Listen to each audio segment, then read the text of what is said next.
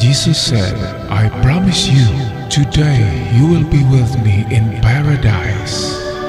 Luke chapter 23 verse 43. Hello guys, welcome back to our channel, The Surigao Sun, for another minute of treasure discussion and analysis. For your markers, you can send your drawing and sketch to my email, thesurigaosun@gmail.com. Again, that's surigaosun@gmail.com. Write it down, don't forget it. And ako'y mag-shoutout muna sa lahat ng aking avid subscribers sa Pilipinas man at abroad. Kumusta kayong lahat dyan guys? Stay away from COVID. And well, meron akong ipamahagi sa inyo, a dosage of vitamins a day. Ito ay mga verses na inspirational galing sa Bible. And please subscribe the channel Good News Daily. At doon sa Good News Daily, ako pipili ng first 100 people na pagpipilian ko, tatlo doon ang mananalo ng ating paraffle sa second week of July.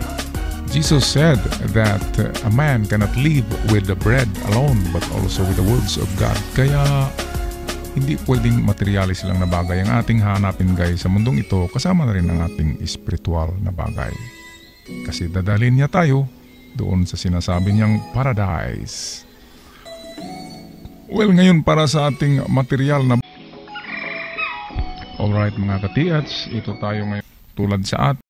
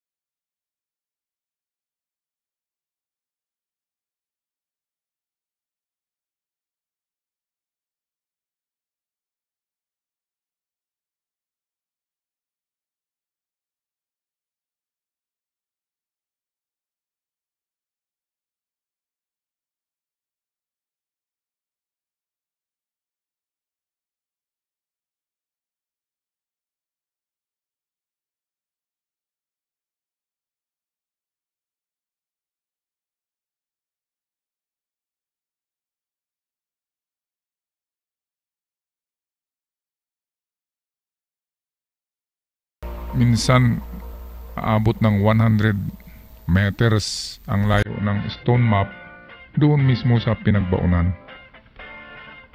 Okay, so unahin natin guys itong nandito, itong nakauna.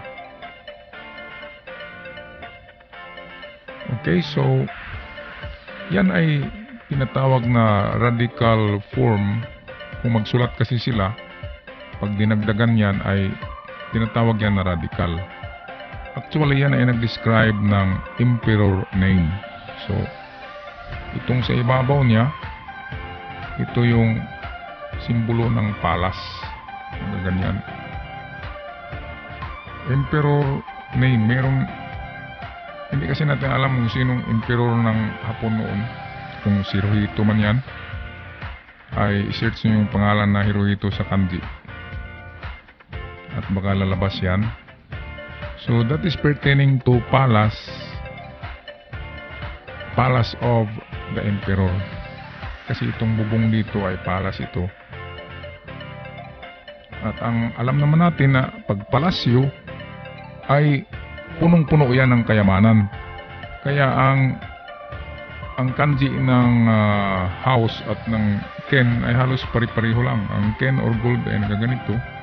Ang house naman ay mayroong bubong yan na nagaganyan. Kaya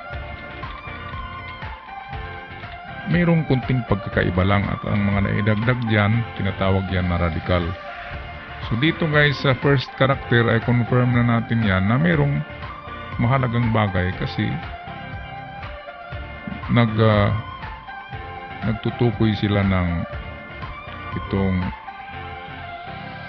palace, emperor palace or bahay ng emperor, or baka yan ay kayamanan ng emperor, nagkamali lang tayo ang nakalagay dyan kasi yung itong bubong dito sa imabaw yung nagaganyan, yan ay another, kung yan lang isulat, yan ay treasure na yan ang meaning, pero meron siyang tinatawag na radical pangdagdag sa baba. Sa aking pag-research, yan ay name of emperor. Okay, so meron na tayong hint na kung may emperor, meron siyang bagay dyan na iniwan. Ngayon, itong pangalawang karakter, ito guys, ang pagkasulat nito ay ganyan lang yan. Yan. Ano bang kahulugan nito guys pag mga ganyan?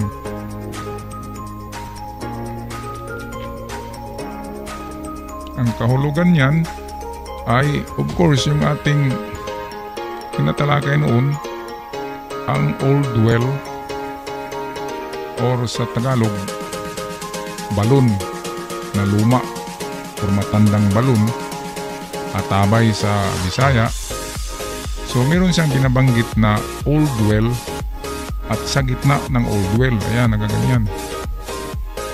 Sa gitna daw ng old well or baka sa baba ng old well. Okay, so meron na tayong hint guys na nasa old well, papunta doon.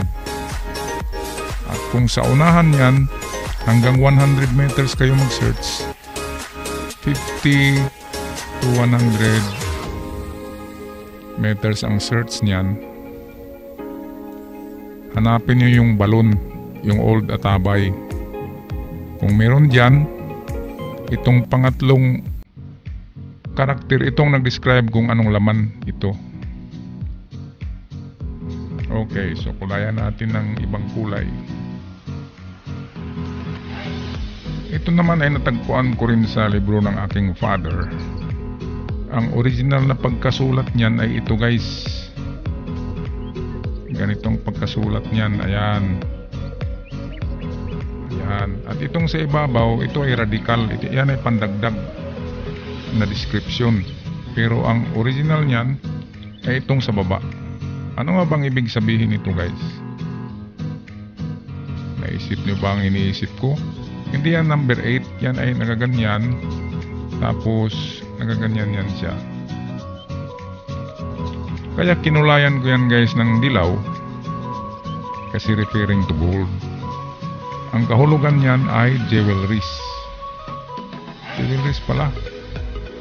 Baka maraming jewelries kasi nagbabanggit siya ng emperor or palasyo. So jewelries ang kahulugan niya na sign. At itong pandagdag dito na radical na tinatawag, yan ang nag-describe kung anong klaseng jewelries or ilang jewelries ang nandyan. Kaya jewelries in the bottom of the well or jewelries doon sa pinakabutom ng atabay or balon. Yan ay nabilong sa emperor or prince dito sa unang sign na ito. Ngayon, itong pang-apat na sign guys, ang sa treasure na alam ko ay 4K tsaka 7K na nagaganyan. Ito naman ay alam naman natin ang Hapon na hindi marunong magsulat, parang letter B yan sinulat niya. Pero baka sa wari ko, baka niyan ay 6. So 6K ang nakalagay. Ang 4K saka 7K ay halos magkapareho lang ang meaning. Ang 7K lang ay matatagpuan ito sa malapit sa creek, sa gilid ng creek. Ang 4K naman ay ganun din, treasure under the rock or beside the rock, pero hindi sa creek. Kaya ito sa palagay ko, yan ay kapareho ng meaning nito. Na ang treasure, meron siyang palatandaan sa unahan na malaking bato, at baka yung atabay na sinasabi or balon ay malapit doon sa bato. Kaya yun ang i-research nyo guys. May bato at may old well or balon. Ang laman ay jewelries. At kung jewelries yan inilagay sa mga sako na gawa sa tela. Hindi kasing laki ng sako ng bigas. Yan ay maliliit lang, yung mga sako na gamit sa bangko noon, sa mga cowboy. Yun ay maliliit lang na sako.